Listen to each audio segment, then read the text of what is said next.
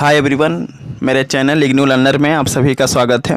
दोस्तों, मैं फिर से आप सभी के सामने इस वीडियो के माध्यम से BHDLA 137 का सबसे महत्वपूर्ण प्रश्न को लेकर आया हूं। सो आप सभी से रिक्वेस्ट है कि आप इस वीडियो के अंत तक बने रहे, जिससे कि आपको यहाँ पर मैं जो प्रश्न बताऊं उसका आंसर आपको अच्छे तरीके से याद हो सके। ठीक है, तो प्रश्न एग्जाम में आता है कि संप्रेषण के विविध रूप कौन कौन से हैं, इनके बारे में आपको बताना है।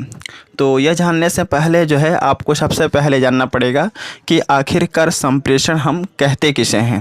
ठीक है, तो बहुत ही सुंदर तरीके से हेडिंग देना है और हेडिंग के तौर पे आप लिखेंगे संप्रेषण।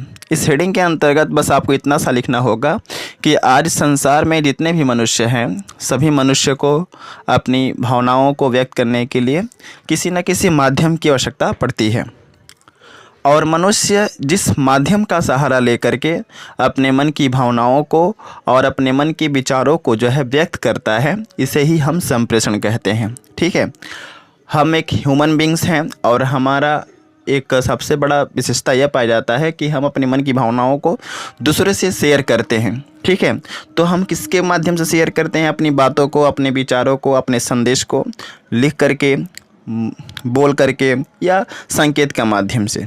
ठीक है, तो कोई भी मनुष्य जो है लिखित, मौखिक और आंगिक संप्रेषण के द्वारा अपने मन की भावनाओं को व्यक्त करता है। ठीक है, आंगिक का मतलब होता है संकेत के माध्यम से। ठीक है, अब आपको पैराग्राफ चेंज करके लिखना है कि संप्रेषण के विविध रूप पाए जाते हैं, जिसका व्याख्या हम निम्नलिखित संदर्भ में कर सकते हैं, जो इस प्रकार है।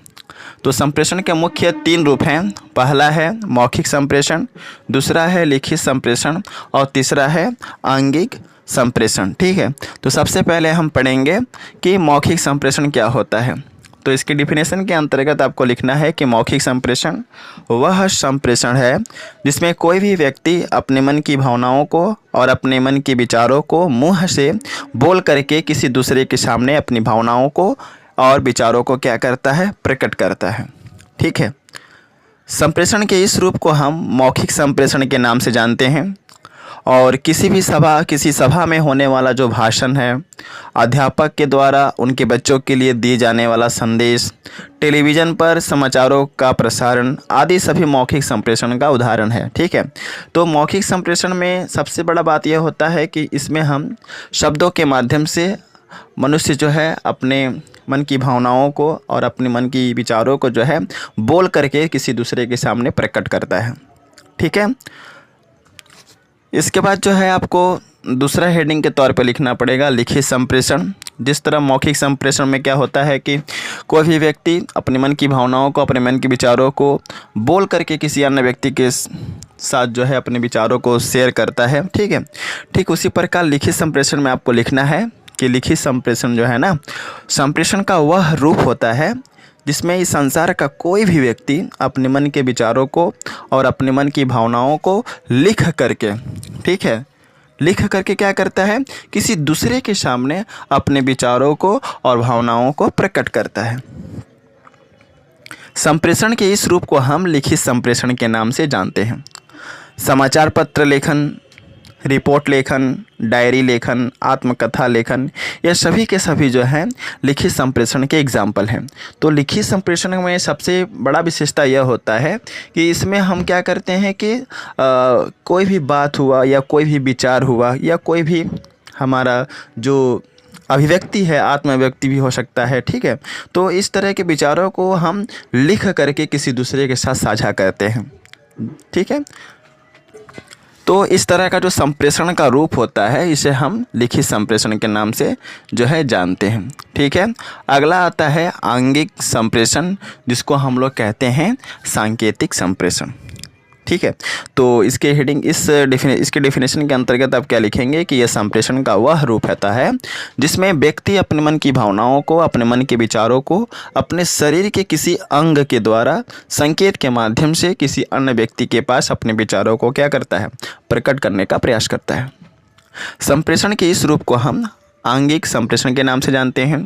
और आंगिक संप्रेषण जो है, आंगिक संप्रेषण में मुख्य रूप से हाथ, आँख, कान, नाक आदि का एक अहम भूमिका होता है, क्योंकि इन्हीं का सहारा लेकर के, शारीरिक अंगों का सहारा लेकर के ही जो मनुष्य होते हैं वह क्या करते हैं, अपने विचारों को किसी दूसरे के सामने प्रकट करते हैं। अक्सर हम देखते हैं कि जो गूंगे होते हैं, जो बोल नहीं पाते हैं, वे क्या करते हैं, संकेत के माध्यम से, ठीक है, अपने शारीरिक अंग के माध्यम से वे कुछ ना कुछ हमें बोलते हैं और हम उनको बातों को जो है समझने का प्रयास करते हैं, क्योंकि वो बोल नहीं सकते हैं, ठीक है। तो गूंगे जो होते हैं वे संप्रेषण, गूंगे के द्वारा जो विचार प्रकट किया जाता है तो उस तरह के विचार को हम बोलते हैं आंगिक संप्रेषण, ठीक है। तो आंगिक संप्रेषण क्या हुआ, आंगिक संप्रेषण जो है वह संप्रेषण हुआ जिसमें हम शारीरिक अंगों की सहायता से अपने मन के विचारों को, अपने मन की भावनाओं को किसी दूसरे के सामने प्रकट करने का प्रयास करते हैं, ठीक है। समझ में आ गया। इसके बाद मैं यहाँ पे कहना चाहूँगा कि अगर आपको इसका PDF चाहिए तो आप टेलीग्राम चैनल से जुड़े। वीडियो के डिस्क्रिप्शन में बहुत सारा टेलीग्राम चैनल है, टेलीग्राम चैनल से जुड़े अगर आपको इसका PDF चाहिए तो। और इस प्लेलिस्ट में बहुत सारा वीडियो है, सारे वीडियो को देखिए जिससे कि इस सब्जेक्ट में अच्छा स्कोर कर सके। So best of luck for all of you for your exam and thanks for watching my video. जय हिंद, वंदे मातरम।